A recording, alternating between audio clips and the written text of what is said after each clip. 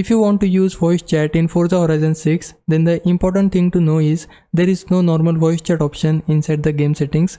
So if you are looking for a voice chat toggle or a setting that says enable voice chat, you probably will not find one.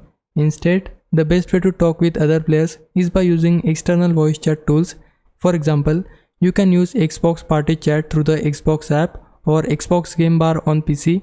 Just press Windows plus G, open the Xbox Game Bar, then start or join a party with your friends.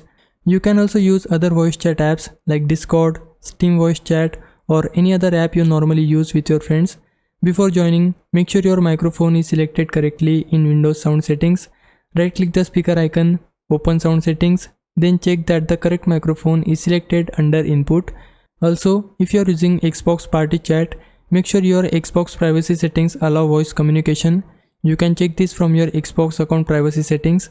So basically, Forza Horizon 6 does not really give you a simple in-game voice chat option to turn on. The easiest solution is to use an external voice chat tool like Xbox Party Chat or Discord while playing the game.